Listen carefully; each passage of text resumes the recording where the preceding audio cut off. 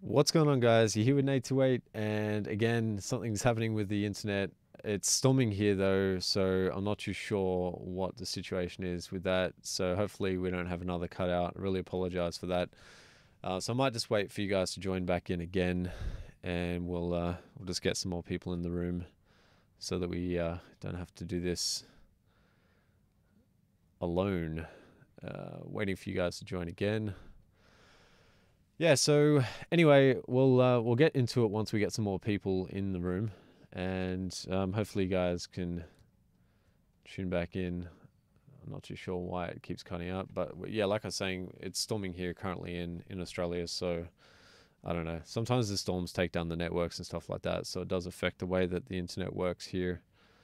So you may not want to deal with bad internet if you're coming to Australia. Just be aware that it may be the occurrence that you might get.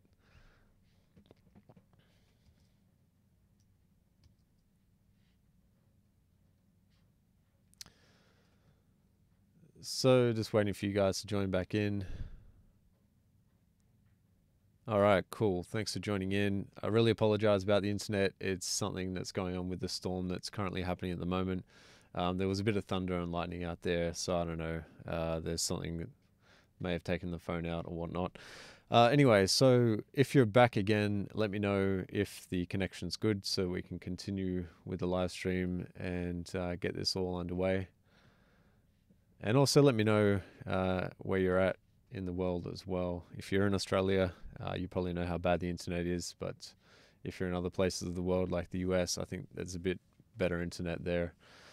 Nonetheless, we'll have a look over the summing mixer. I was talking about that before it cut out, and I was addressing what brand it is and all that sort of stuff. So like I was saying, the summing mixer is this one here. So it's a little 1.8. It's a passive summing mixer, which basically has 8 inputs, as you can see on the back here, left, and then all on the right there. It's got the right hand side. So 8 inputs, so two pairs stereo. So you've got 4 in total if you're looking at stereo inputs, or 8 mono inputs, and then 2 stereo outs.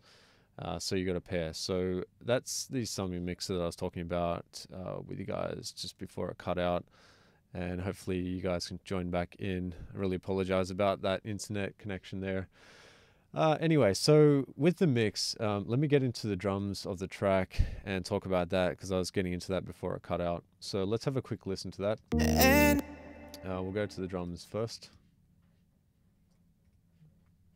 and just solo the drum bus here. Wait, just unsolo that.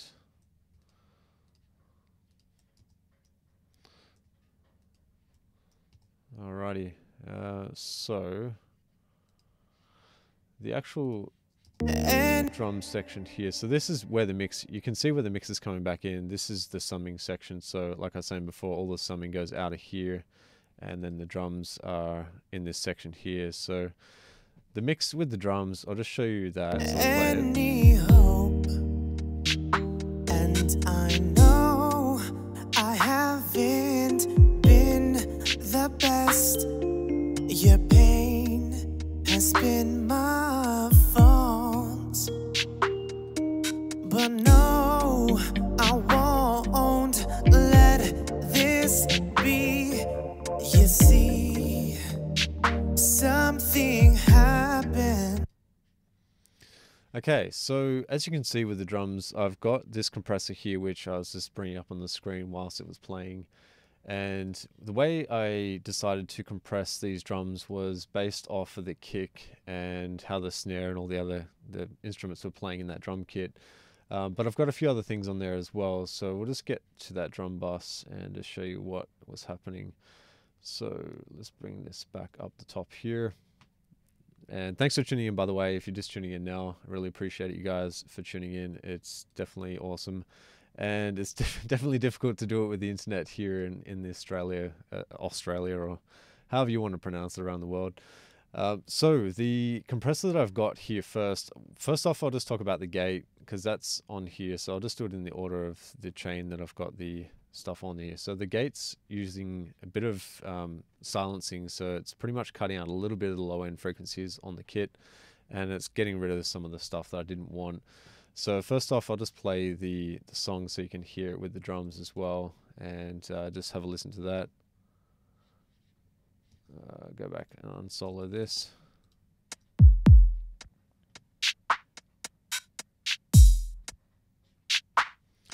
So you can see what the gate's doing. It's kind of moving and it's creating rhythm in the track. And I set the gate here. Oh yeah, I know. I don't know what happened there. Yeah, it went offline for a bit. It's just the internet here, so it's just a bit weird with how the internet drops out sometimes. Did you address the use of the summing channel to capture the mix? Yeah, okay, so I didn't do that yet, which I will do. I actually might just do that as well for you guys so that you know what's going on. So the summing mixer is basically, as you can see with these channels, it's basically going out of Studio One and it's going into the summing mixer and then back out of the summing mixer, and it's being recorded into Studio One again, which this channel here, which you can see there. The use of a summing mixer, pretty much all it really is doing is it's creating flavor, or it's adding harmonics to the track. Now, if I just bring up, I'll just show you something as well. Well, not bad for 4 channels. Yeah, I know. It's pretty good summing mixer as well for 4 channels. So the summing mixer, let me just go and show you on here. This is where it's coming out of. So I use my Zentour, which is Antelope audio. That's the audio interface that I use. So the mix itself, it goes out. Let's get to the effects section. So basically I've got all of these 16 channels along here where some effects can be played. These are the stock effects that come with Antelope audio if you don't know what's happening on the screen. Basically it's got 16 channels here along where you can use the standard effects. Then in addition to those sections of the effects, you've got this section here. So it's, I don't know if you can see that clear on the screen, but it's got TB record, and then you've got the preamp section and a preamp emulator. Excuse me, just get some water. And you mentioned more about affordable brands also behind your stream right now. Okay. Oh yeah, cool. No worries. All right, cool. So yeah, I will talk about the summing mixer a bit more as well, but we'll just go through the channels that's going on here. So first off, the output of the preamp and the input of the preamp, I should say, is these 2 channels here, so 7 and 8. So you can see this just here has a bit of noise on it, and that's actually coming from the summing mixer. That's basically just the bit of noise that's actually on the lines out and in, all that sort of stuff. So when you're using analog gear, you obviously get noise, which is kind of the characteristics of any analog gear that you get. But that could be a compressor, it could be EQ, it could be an analog console. So for example, SSL. Some of the SSLs don't have that much noise, but some of them do. Like the older ones, the SSL 4000 has a bit more noise than, you know, the 9000K and all that sort of stuff. But the other analog things like the Neve preamps and stuff like that, they all have their own characteristics when you're using them. So basically that's the only reason why you theoretically would use summing as essence, so you can add character to the mix. Generally you'd see inside of Studio One, all of this inside of the digital realm, it's very clean. So when you're getting tracks, especially when you're getting them sent to you by other people, they may have just tracks, you know, from their digital audio workstations where they've just used VSTs or whatnot, and they don't have a whole lot of character to them. But then when you're adding summing to that, you're getting additional character from the summing that you wouldn't have if you're just working in the digital realm. So noise isn't always good. You're not always looking to add noise to your signal, but sometimes that additional stuff does fill up the mix and helps it just sound more like a record, basically. So with the summing mixer, as I was saying, I'll just actually go back to the photo of it so you can understand where things are at. So all of these channels here, they're coming from the back of my Zentour audio interface on a snake line, and that's basically just 1 to 4 there and 1 to 4 there, so left and then right. So I was showing you that before it kind of cut out. I don't know why this internet's so bad, but anyway, it is. So this then is basically allowing me to get that additional character, and also when I use compression and other stuff in the mix, I feel like the summing as well, it opens up the mix a little bit more than it does just when it's in the digital realm. And that's another reason why I use summing. So let's have a listen to the other parts of the compression and EQ that I've applied to these drums. So we'll just go back to that screen and address that. So compression wise, settings I've used on this compressor are the attack ratio here, so 14.3 milliseconds, and release settings are 117, so 117.3 milliseconds. Now, how I came up with that is by using the BPM of this actual track. It's not the BPM of the tempo down here, which is 156. That's not the actual BPM of the track. I didn't set the BPM when I brought the project in. I just know the BPM in my head because I was told it by the artist. So I worked off that BPM, and I use the D-Bus. Yeah, cool. That's actually the one that I was going to look at, but I just didn't want to spend that much money to get the summing mixer. Here in Australia, it's just a bit different. In the US, I don't know if that's where you're at, but in the US, you can buy stuff at the actual price it's supposed to be. When when it comes here, it's actually ridiculous because they put their GST on top of it, and then they put just the price just because they can, and then they put the exchange rate, and on top of that, by the time you end up buying it, it's just way overpriced. So yeah, the D-Bus is probably one of the ones that I think a lot of people use, and it's more affordable as far as summing as well. So with the compressor here, that's the settings I used. The knee setting here, which you can see, if hopefully you can see it on your screen. The knee setting, I've just used that by ear, so that's by taste. And it's just allowing oh yeah, on the East Coast, yeah, cool. Yeah, you guys get a lot more benefit by living in the US than you would here in Australia. We get ripped off because we're on an island somewhere in the middle of nowhere. So cool. So the threshold, I've used this just to get a bit of an attack on the actual signal, so I'll just play that to you. So you can see it's about minus 3.5 or almost 4 dB of compression, and I'm not actually making up any of the gain on this project of the compressor either. So what I'm using the compressor to do is just cut some of the peaks. And some people, I think, if they don't understand compression entirely, which I didn't when I first started mixing either, you don't always have to use makeup gain. You can just use it as basically like a limiter type thing. Set your ratio to whatever you feel like it needs, and then use makeup gain if you need to make the gain up. But if you don't want to make the gain up and you want to use it just to control the peaks, that's definitely what you can do. And what I'll do is show you guys as well what I'm talking about with controlling the peaks. So if you can see here, the peak of this kick and then the peak of this snare or kick or whatever it might be, it's actually higher than this one. So you've also got a dangerous bus, music summing set up. Oh yeah, cool. And you're seeing a more affordable alternative that grinds my gears, right? Yeah. Look, it honestly took me probably about 3 months of research to find that one, because it's not the most known brand. Like, it's Vintage Maker. So Vintage Maker is a smaller guy. He's actually in Norway from memory. The guy's name is Paul at Vintage Maker. I actually reached out to him just because I didn't know. The site was a bit low key compared to what you'd see like a UAD or a D-Bus. All of those summing mixers, SBL, all of them, it wouldn't be a site like that. So actually I'll include the site in the description below once this is finished, or actually maybe in the comments or something. But if people want to reach out, obviously they can go and approach him and check his stuff out. But he makes the summing mixers himself. I think it's a smaller kind of operation, so he's able to have the costs a lot lower.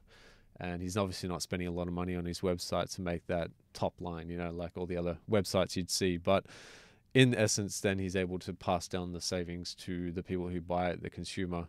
And it's kind of why I went there, because I felt like I kind of like approaching the smaller kind of guys and seeing what they have to offer, because it's good to support smaller businesses. And also on the East Coast of the US, it's currently 2128. Oh, cool. Okay, no worries. That's awesome. Yeah, so you guys use 24-hour time as well. So we don't normally do that here in Aussie, but I definitely know that's more preferred time to me anyway. I like 24-hour time. So the drums, and as far as the bass and all of that stuff that's happening, I'll show you that in a minute. But first off, we'll just talk about the other parts of the section here. So we've got EQ on this drum kit, which you can see here, it's labeled drums. And the EQ that I've used is to cut out some of this low, because I didn't really need that much low in like the drum kit itself. I want to cut some of it out, and you can see in a second when I play it, it kind of peaks up a bit high. So if I was to take this EQ off, you'll kind of see exactly why I did it. But what I've done there is use this to get some of the additional high-end frequencies, not too much, because you don't need a whole lot when you've, trying to mix it into the mix in conception with the rest of the stuff that's going on there. And then I've used some of that to get rid of the mids and some of the highs there as well. So let me just turn this off and then back on. You'll see kind of what's happening with that EQ.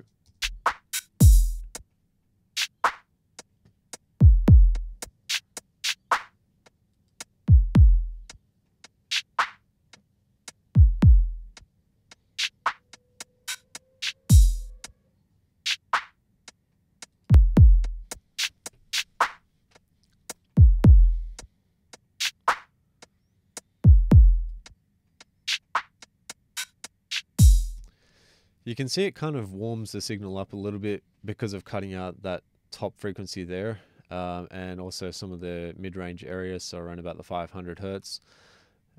Ghost Town, are you military affiliated?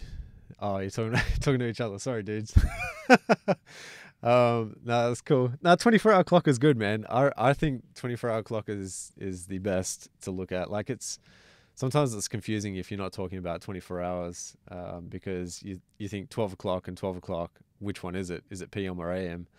And sometimes people don't know the difference when you say it, 12 or 12. But if you're using 24 hours, you can tell. Anyway, that's just my thought on 24-hour time. It's pretty cool that you use it anyway.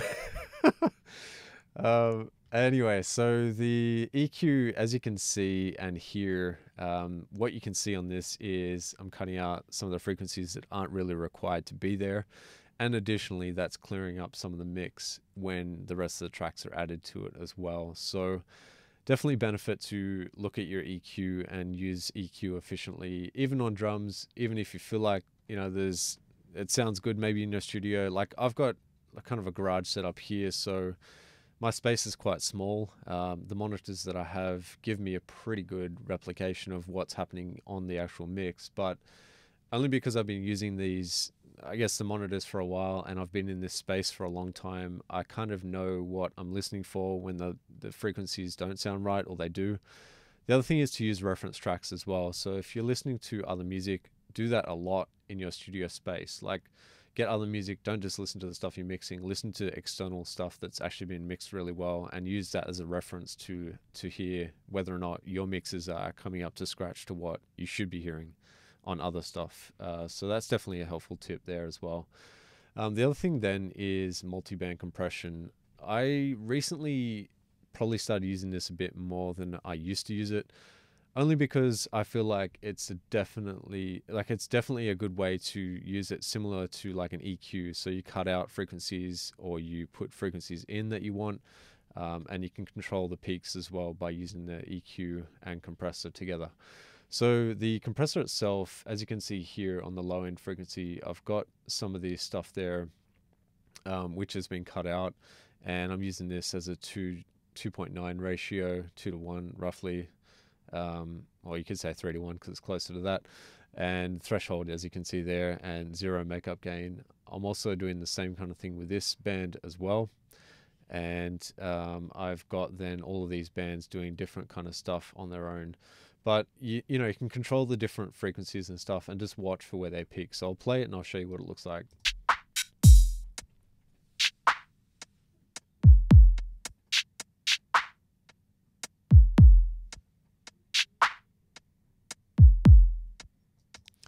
So you can kind of see how the low end is really being compressed here, as well as the top frequencies that shouldn't be there. Well, I didn't want them in the mix anyway. Not that they shouldn't be there, but that's what I decided for this mix. If I turn this off, you can kind of see what it does and how it affects the mix. So I'll just do that, play it with it, and then play without.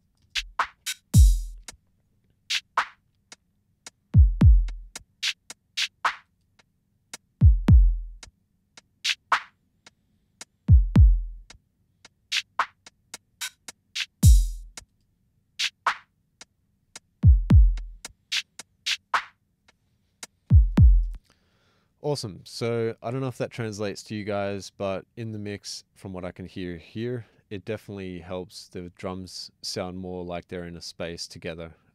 It's more, it's harder to hear when you're, I guess, working as a whole, but when you're listening to the track itself, it's definitely, it sounds better on its own, but you also want to listen to it unsoloed and on its, you know, the whole track itself. So if we go back to the full track and have a listen there. I know the wounds are still too fresh to feel any hope, and I know I haven't been the best. Your pain has been my fault. So you can kind of hear how it helps the mix out. Definitely makes the drums sit in their own space, and I feel like it also tames some of the frequencies that are there that would have affected that mix otherwise, and also reduces some of them that you don't want in there as well. Let me just have a quick drink.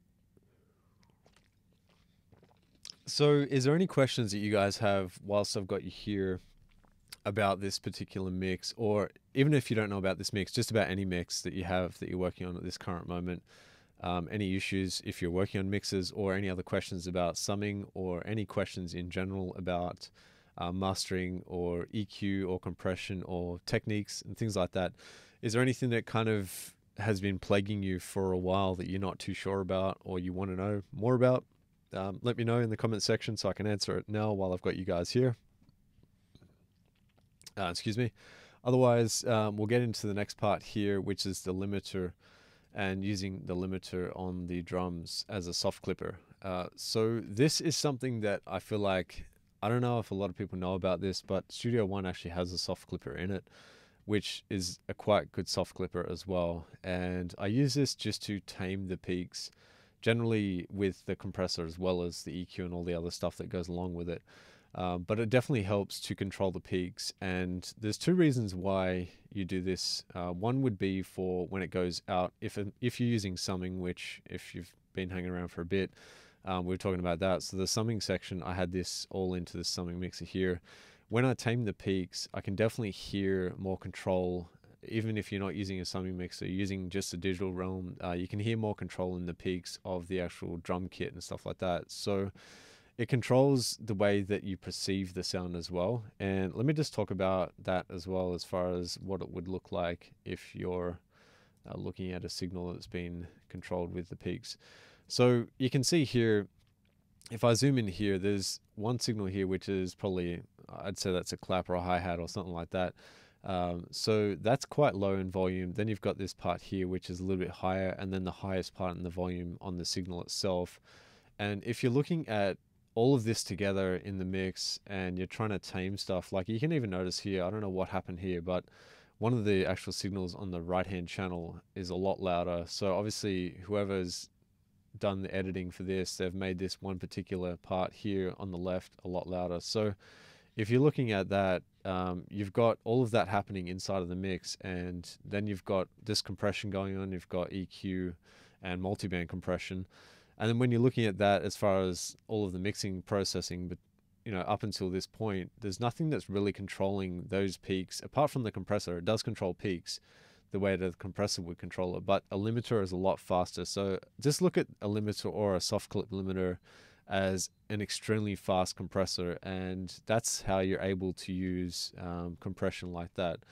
So let me just have a quick look at this comment here. Nothing in particular. I'm just trying to see how others mix. Oh yeah, cool. Sometimes seeing how others complete their process may help me step out of my normal process. Yeah, that is definitely why I watch a lot of other people's mixes as well.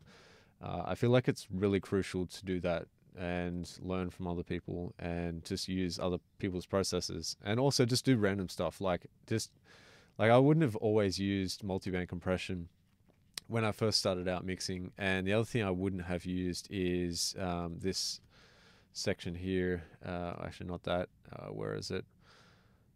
May not be on this mix, but I don't know if I've got it here. No, we'll talk about that in a second. But I'm talking about mid-side processing for EQ.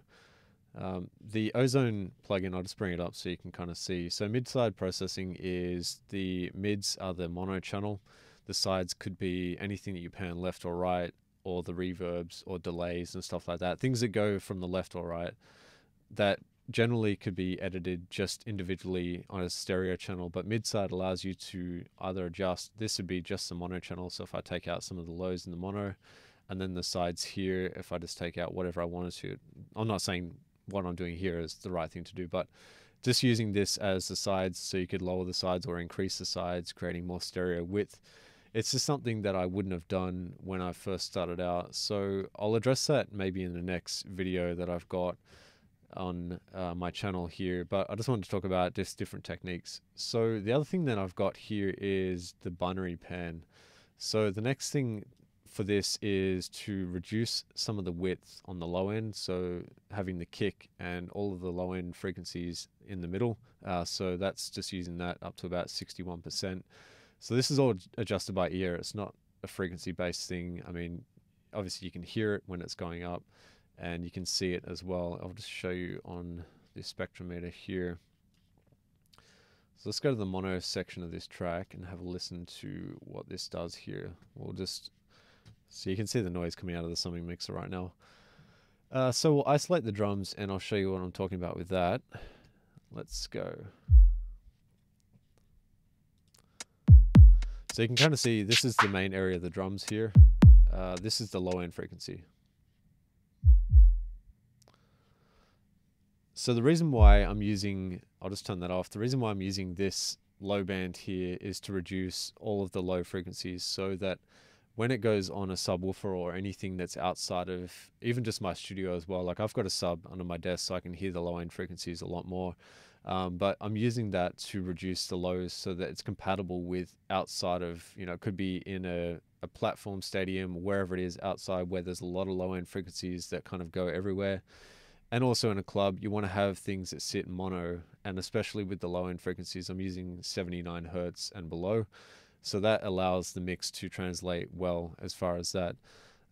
So I've got another question here. So learning MS EQ was one of the best things for my mix improvements. Plugin Alliance have some great plugins. Yeah, they definitely do. Yeah, so mid-side EQ definitely, it changed my mastering a lot. I probably use mid-side a little bit in the mixing process, as far as if I have something like that's really wide, panned out wide, or something like a Rhodes Keys or something that they've used heaps of reverb on. If I want to reduce that, you can use that to reduce some of the reverb. It's definitely beneficial to do that. The other thing then is using mid-side for the mastering aspect. You can definitely get some helpful things, getting rid of the low end, which I'll just show you. I kind of showed you what I was talking about there. But anyway, so with the mastering, you can, actually I'll just go back to the mastering plugin here, since we've got it open. So with this one, I have used the EQ just in stereo, but if I was going to, I could use that to reduce the low on the sides. So this would pretty much what I would do. I just cut out some of this from about 100.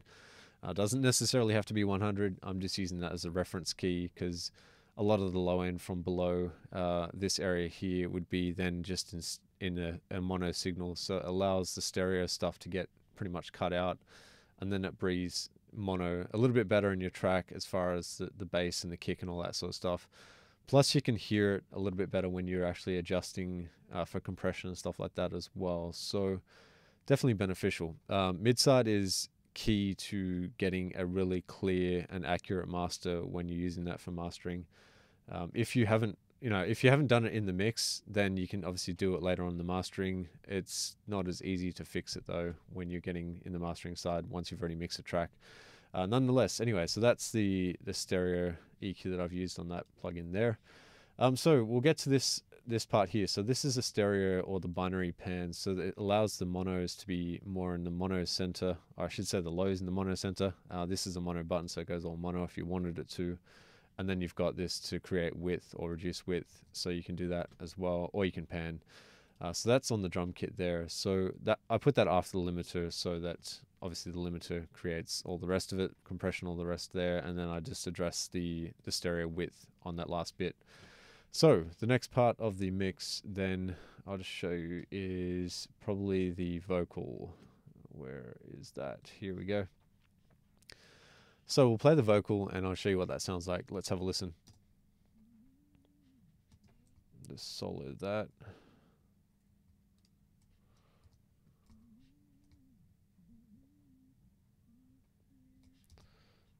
And I'll just get this solid as well. I might need the reverb for that too.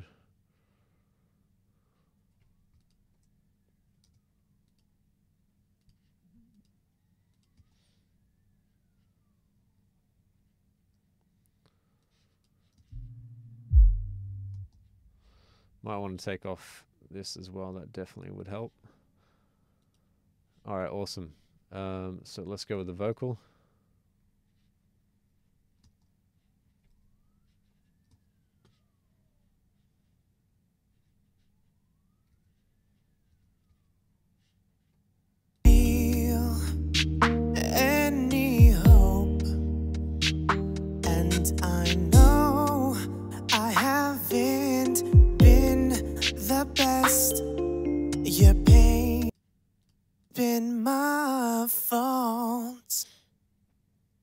But no, I won't let it. All right, so the vocal, I've done pretty much the same kind of processing with the gate. I've used the gate to reduce some of the, I guess, the room that this person was in, because I think they recorded it in their bedroom or something like that. So I used that to get some of that out and just to clear up some of the vocal as well, make it sit cleaner in the mix. Then the next thing that I did there is Neutron, which is an isotope plugin. So Neutron is pretty good for a lot of things. I use it for pretty much everything when I'm mixing. A lot of the time I use it for EQ. I love the EQ in this thing. I don't know. This sounds really good. So the EQ there I've used to reduce some of the lows. I've used the dynamic EQ, which is why I like this plugin. So I've used that to get rid of some of that 800 Hertz, which I'll show you that as well. And I've also used it to get rid of about 3.8, so 3K around that area, and then boost some of the highs as well. The other part is for the compressor. So I'll just play this and show you kind of what's going on so you can see it. I know the wounds are still too fresh to feel any hope. So you can see it's kind of jumping down at sections where it needs to be. So if I isolate those frequencies, you'll kind of hear it as well. I know the wounds are still too fresh to feel. So they're two frequencies that I didn't want in the vocals. So I've used it to just isolate it when it gets to that peak level. So it's kind of working like a multiband compressor if you look at it like that. It's definitely helpful when you have that kind of tool that you can use. Next thing then was the compressor. So the compressor, I'm just using it to really get the peaks of the level of the signal. So we'll have a look at that and have a listen. I know the wounds are still too fresh to feel any hope. And there's three different modes on this compressor, as you probably can see there. Dynamic compression is awesome. It's definitely helpful. The peak and RMS and true. So basically the difference between these is RMS looks at a general signal amount and then it controls the levels by that. The peak controls just the peak. So as soon as it hits the peak or it sees the peak, then it controls the signal that way.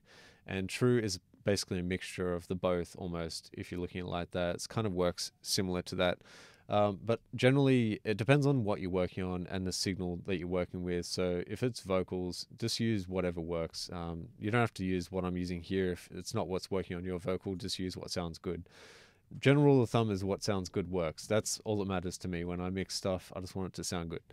So then the compression amount is a 1.7 to 1 ratio, so very little amount of compression, but I'm just hitting the signal just a little bit. So you can see, if I just bring this back out of vintage mode, you can see what the compressor is actually doing as well. I know the wounds are still too fresh to feel any hope. And so if you look at the top there, pretty much just small amounts of compression. It allows the signal to be just slightly compressed to make it sit more in the mix. Attack and release settings are 50 milliseconds the attack, which is quite not fast, not slow. It's reasonably fast attack, but it's not too slow. And then a slower release, which is 150 milliseconds. So that works well for the signal. I'm using all just mix as a full mix, not wet and dry. So that's parallel there. I'm not using any parallel. And that's it for that plugin there. The next one that I've got then is the Tricomp. This was all just done by ear with the Tricomp. I don't think that this compressor, because it doesn't have any visual feedback really apart from the reduction, this is one of the stock plugins that I feel like is definitely good to listen to and just get an ear on it and work with it that way. The benefit of using this plugin is it's got an EQ as well, so you can kind of EQ in or EQ out highs and lows, and then you've got the frequency filter here, so you can decide where you want the filter to be applied as far as the actual compressor as well.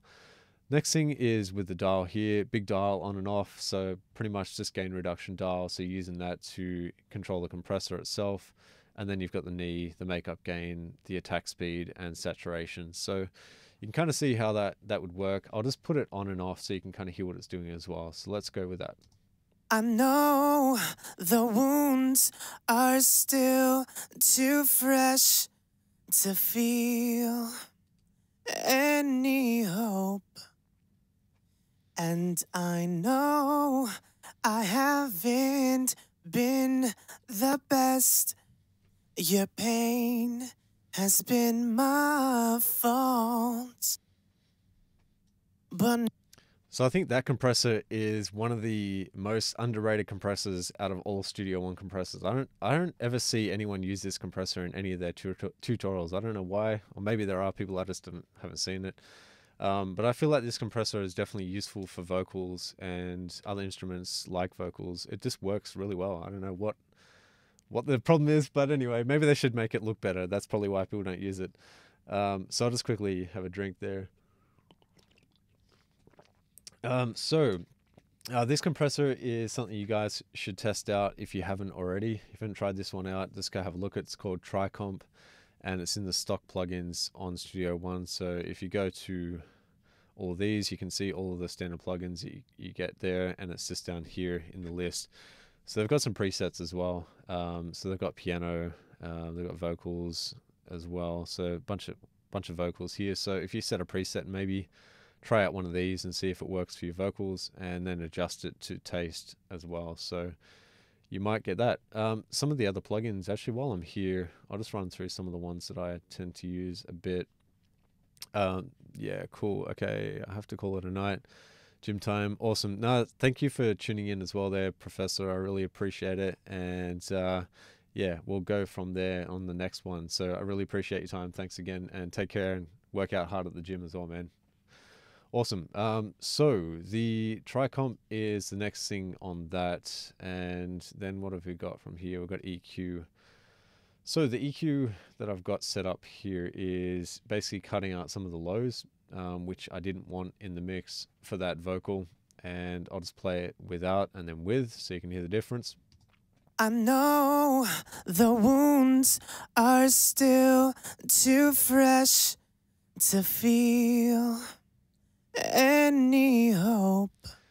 Yeah, it's a good compressor there, And Charles. I know I haven't been the best.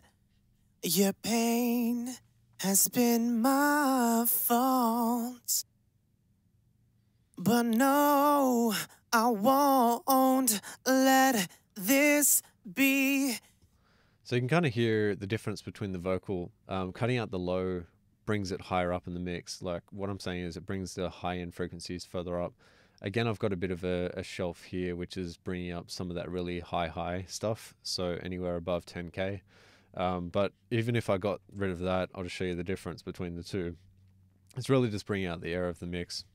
I know the wounds are still too fresh to feel any hope. And I know I haven't been. So I'm not doing a whole lot, just bringing up some air. But then when you get this low end cut out here, so the low cut, I'll just show you the difference between that. So it brings the brightness to the vocal. I know the wounds are still too fresh to feel any hope. And I know. So that's what that is doing. It's pretty easy to set that up by ear. Just listen to it. Listen in context of the track though. So have a listen to that. I know the wounds are still too fresh to feel any hope. And I know I haven't been. Oh yeah, cool. I'll definitely get some of the info for you on another video that I post on my channel. Sorry about that. I don't know, the live stream's a bit annoying because of the fact that the internet's so laggy here. So we'll definitely get some of this stuff up on my channel for you guys. And thank you for tuning in as well there on that one there, AD Sean. So anyway, the next thing that I've got is the EQ from there is the multiband compressor. So the multiband is set up that it's controlling some of the lows, some of the mid to lows, and then some of the highs as well. So I'll just play it with it and then without. I know the wounds are still too fresh to feel any hope. And I know I haven't been the best. Your pain has been my fault, but no. So you can kind of hear how it brings it up further in the mix. It's not bringing the volume up though, it's actually controlling the peaks and just lowering some of the low end frequencies so it controls it a bit more. That's a tip that you can use for vocals as well. So I use multiband recently. I've been using it on a lot of stuff. Not to say you can throw it on everything, but using it to control different frequencies within your mix, it definitely helps level out the mix a bit more. So if you're looking at, for example, we'll just go to a free plugin that everybody can download for free. This is a display, so it shows you the frequency spectrum, and I'll just show you this when I play the track so you can kind of see where things are at. I know the wounds are still too fresh to feel any hope. So you can kind of see with the actual spectrum there, it had a bit of a smile kind of thing happening, and it was dipping out the frequencies here in this area. I'll just play it. I know the wounds. So that's not always what you'd want with the mix, but in this particular track, I felt like it really sat right. So I got the mix to sound as best I possibly could in this the project, and then for the mastering, then I'd obviously address other stuff. If I want to raise it up, then I can. I always feel like it's better to not mix too much high end or too much low end into your mix. Make it up later in the mastering process if you want to. Like I was showing you here, I'll just go back to the mastering side of it. So as you can see here, I've used this EQ to actually boost that area where it was lower in the mix. And that's because some of the high-end frequencies, especially around this area here, so anywhere between 1K, so that's kind of like 1.17, anywhere between there to about maybe 10-ish, even above, some of that frequency can be really disturbing to the ear. And you get, especially the frequencies in the 2 to 3 or 4K range, they're really that baby crying, ear-piercing sort of sound that you get. And it definitely helps to mix. I guess you don't have to mix always low, but it helps to mix it not high. Like don't go in there and boost if you're looking at the actual. I'll just close it off. I was waiting for that to close. So don't go in there and boost, all the EQ stuff here. When you're looking at this, I actually cut some of this out on the vocal, but if you're going to boost this here in the mix, then it would probably be too much when it comes to the actual full mix, and then you're trying to tame it later on in the master. And there's so many times where I get mixes from people that they've sent me their version of the mix, and you can just hear the high-end frequencies are just way too much. Like it's so ear-piercing. And then you get that and they're like, oh, how come you can't make the track sound good? I'm like, well, because you're trying to adjust the high-end frequencies to compensate for all this stuff. Like you need high-end frequencies to make the lows sound right. But then when people boost it so much, it just sounds, I don't know why they do it, but people just think that by boosting all these high-end frequencies in the mix, it will fix the mix at the start. But literally, you can do that later on in the mastering phase. Just make your mix sound flat. Like you could have, for example, on a plugin that uses pink noise. Actually, I'll just go back to Ozone. So Ozone, you can do this with other plugins as well, but Ozone Maker plugin. Let me just get back into the skills here. Here we go. So Ozone have in their EQ, even if you have 5, it still has it there. If you're using Ozone 6, we'll just use 6 for now because I think a lot of people don't tend to buy every single update that comes out. So I'll just close this off and just use the EQ. So inside of Ozone, it's got this thing called matching. So the matching feature here allows you to adjust this pink noise curve. And if you have this here, you can kind of see on the mix where things should be sitting. So if I just play this to you, I'll just put it before the limiter. I'll just play the track to you and I'll show you kind of where the mix is sitting as far as pink noise is concerned. I know the wounds are still too fresh to feel any hope, and I know I haven't been. So you can see a lot of low end here is happening, but that's okay because I can get rid of that if I needed to with using EQ and stuff like that. And that's primarily why I used the EQ on the drum kit here, to get rid of some of that kick that I didn't need in the mix. The other part though that I want to show you is this frequency curve here that you can see. It's very close to the pink noise line and there's not too much above it. Like this area is kind of a bit more peaked up here. But the general consensus along this area here, it's very much flowing with pink noise.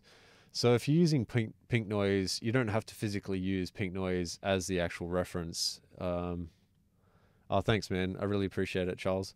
And thank you for tuning in as well. I really appreciate you guys all for being here because it's definitely why I do it for you guys. I want to share information with you. So live streams are probably the best way of doing it.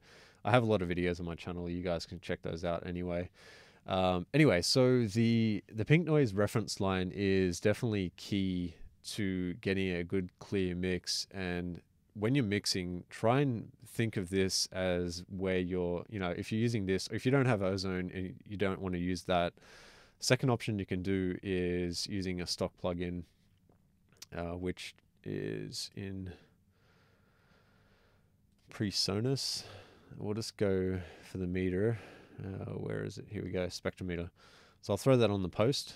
Post is just where I put some of the metering stuff most of the time. You can see the noise through the summing mixer, so that's the noise that I'm getting out of that. But the pink noise line can be done if you use also a generator, which Studio One have. For whatever life me, I cannot. Oh, that's why. Okay. Let's move all this out of the way.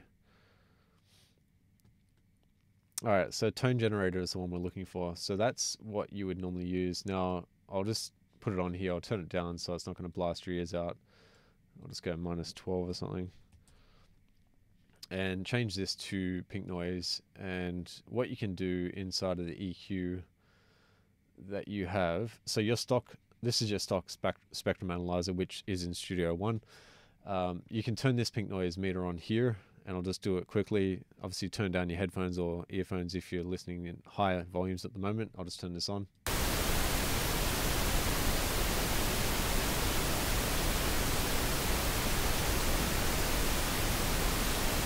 All right, awesome. So basically you can actually control the spectrum to hold that. I'll just put it on hold. I should have done that for longer. I'll just turn that back on. Back off. All right, awesome. So this is now showing me the pink noise line, I should say. So it allows me to have that kind of curve that I was talking about before. So like I was saying before, you've got two options inside of Studio One. If you have Ozone, use this meter here. So it's got the metering there already set up for you, so you know what that should look like. Second, if you don't have Ozone, you can use the Spectra analyzer and using the pink noise. So if you just tuned in right now, this is how you get pink noise. So pink noise then gives you the line there inside of the meter. So then you can use that as a reference when you're mixing. What I would recommend doing though is use the pink noise generator at about -6 dB. So I'm not going to do it in the video, but just as an idea so that you know kind of where the level should sit as far as your mix goes. Because the reason why I'm saying that is when you actually play the mix is probably going to take over this line straight away. That's at -48. But if you're looking at it from the levels here, if you go to about -6 here, then you can kind of see it's not going to go higher than that, but it gives you a good reference line to work with as far as using the pink noise as your reference. So awesome. Hopefully you guys got something out of that. The other thing I want to show you as well, let's get rid of that. Let's give me a second. So the Spectrum Analyzer, if you haven't used that, by the way, you can expand this. You can actually drag this out if I can get the mouse to do it. It's really fiddly. There we go. That actually expands if you didn't know that already. I'll just get some water. So that's useful as well. And it has a lot of features in that to be able to change what the actual Spectrum Analyzer looks like, but I'll do that in another video so you guys get those tips. As well, if you want, as I was talking to the other guys previously, if you want, I can share the preset for this background, which I have in the description below. So if you want to download that, otherwise, previous in the video, I've discussed the actual settings for this layout that I've got so that you can see the color codes and stuff like that. Anyway, so let's get into the other part of the vocal with that track. Now, to the fat channel, that's the next thing that I think, yeah, next thing is fat channel. I did have a compressor on there, but it's deactivated at the moment because I didn't like the way that that compressor sounded, so I got rid of it on the mix. I left it there just so I knew what I was doing. Anyway, so the fat channel, I'm using their stock tube comp, which is like the LA2A. That compressor is basically, if I can show you what the LA2A is, if you don't already know, UAD make a version of it, which this is what it would look like. That's the actual hardware version. It's an emulation of it, obviously, but that's what it would look like in real form.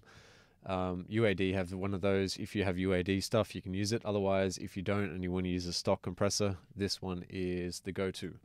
So it's also useful because this compressor has a function here, so you can actually listen to the key. So this is basically allowing you to hear where the compressor is being affected if you turn that button on, and if you turn it off, then it's obviously affecting the signal like that. I set this into limiter mode, and I'll just show you what it sounds like without and then with. So we'll go without first. I know the wounds are still too fresh to feel any hope, and I know I haven't been the best. Your pain has been my fault. So you can see the needle was not even moving at all, really, and that's because I have it in limit mode. The compressor is basically acting at a higher ratio, so it's just controlling the peaks. Now, if I was going to boost it, the way that this works is it's got an input gain and peak reduction. So you're basically driving the compressor, and the peak reduction is the thing that's controlling the amount of compression, pretty much. So makeup gain is just by reducing how much peak reduction you have, and obviously how much input you have is what controls the gain.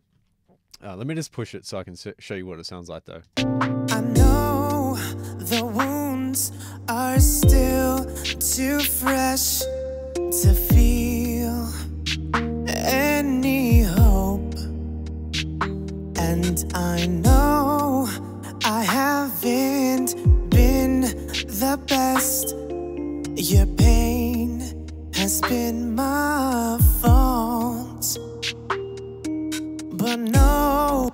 See, the more you drive the compressor, you can hear the pronunciation of the singing even clearer.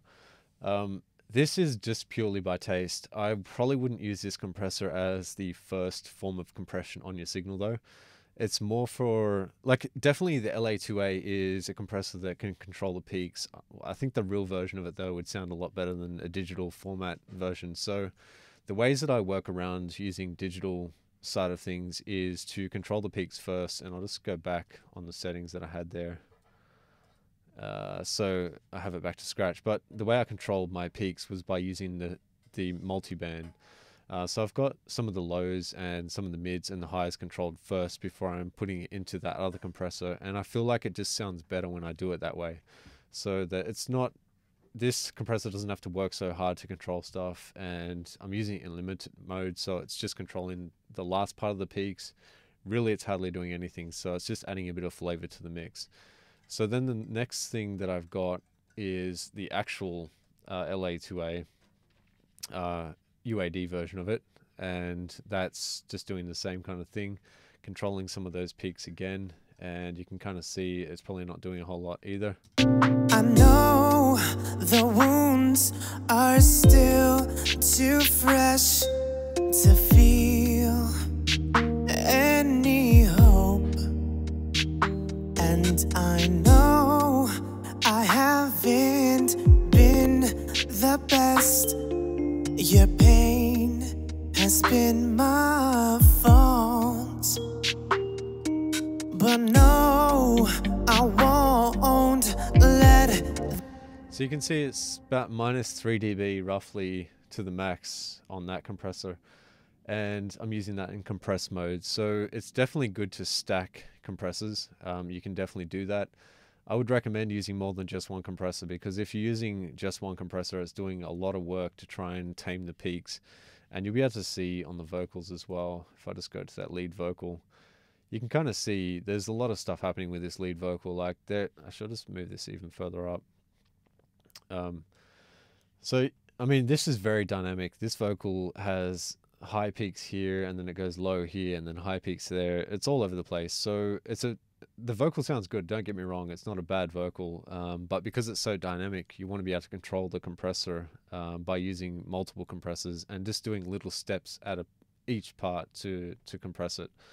Next thing then, I use De-Essing probably last or second last on the mix, and I tend to use De-Essing around about that area, because I feel like once I've got the compression stuff sorted out, the compressor can, some of the de-essing side of it can be done by the compressor as well. If those S's or, all the plurals or any of that stuff sticks out, compressors sometimes grab it, depends on what part of the signal is really driving it the most. But de-essing I find to be done best at the last part of the vocal, so that it controls first off the peaks, all of that stuff is done, and then you can really get in there and finite the last part of that S or P or whatever it is, the plurals or the plosives, that allows that to control it. So I'll just turn this on and off, obviously show you what it sounds like. I know the wounds are still too fresh to feel. Actually, just go back down there. Wrong de-esser. This is the one. I know the wounds are still too fresh to feel any hope, and I know I haven't been the best. Your pain has been my fault. So you can kind of see its peak reduction is about -4, sometimes -6 at the maximum, but it's just allowing some of that to be taken out. Final thing then on the vocal, there's a long chain of stuff here, but the final thing that I'm using is the RVox, which is a Waves plugin. It's definitely a good plugin to just help compress the vocal a little bit more, and then using the gate to get rid of some of the low rumble stuff that's in the vocal, and that's pretty much it.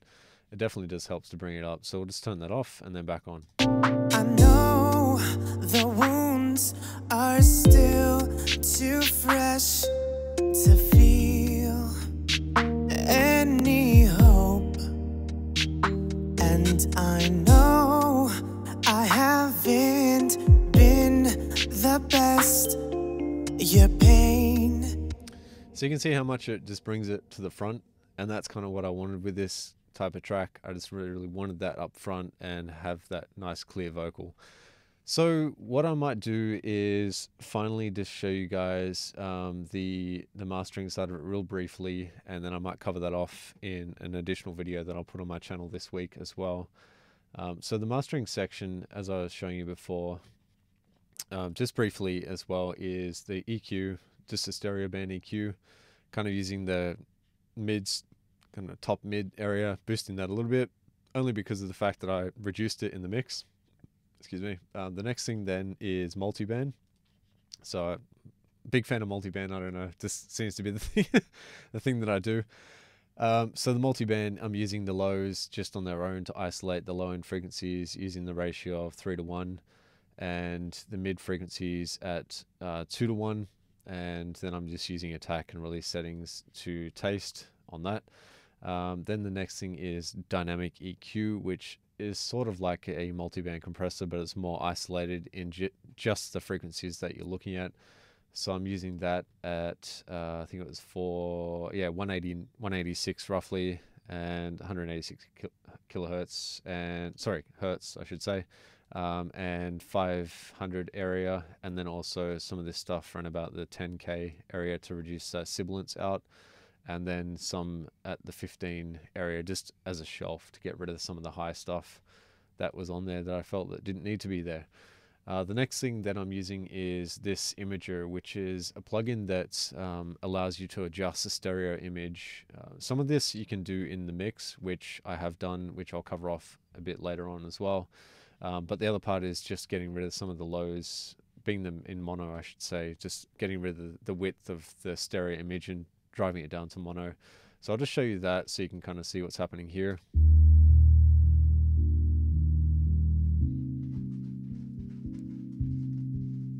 And without it.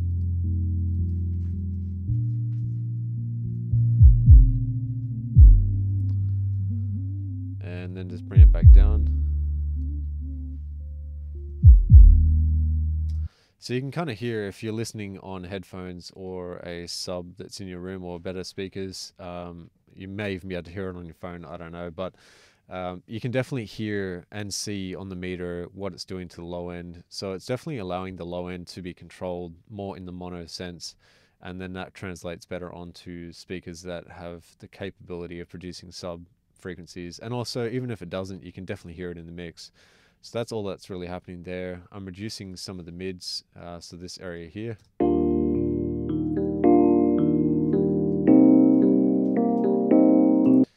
And also then I'm increasing some of this high stuff, and only because in the high end frequencies they haven't been mixed too harsh. So that I find that when you have high end frequencies in your mix, if you mix them too harsh at the start, you definitely, when you start to expand them, when you send them further out in the stereo fields, it becomes really irritating for your ears. And that's kind of something I've found in the time that I've been mixing and mastering music. The next thing then is just the really high highs, just sticking them out there a little bit in the width side of things, and I'm using the stereo-wise function to do that. So I'll just play that just so it's, you guys can see what's happening.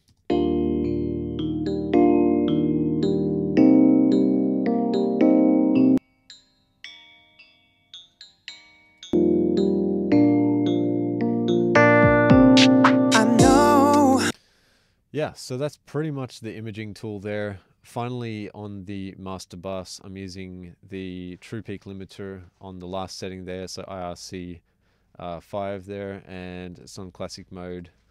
And that's pretty much, you've got all these different settings there, so you can just do the different settings for different types of, I guess they're just different modes basically for the limiter. And then you've got the ceiling, which I'm using at true peak limiting, and that's at minus 0.8 dB at the top ceiling, and then I'm using that to make up a bit of gain. So that's the settings for that. The next thing is I'm just using quite a fast release on the actual mastering side of things, because I feel like it depends on what track you're working on. If it's not so much of a R&B type of thing or dance or anything like that, the older styles of tracks you could use a slower kind of release and it would sound good. But on the more modern sort of tracks, the character, I like to have it as more of a fast character there.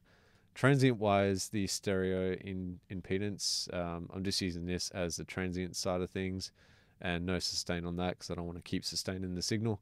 and emphasis on transients, I'm using 25% amount, and that's just controlling the amount of transients that are put back into the mix after the fact.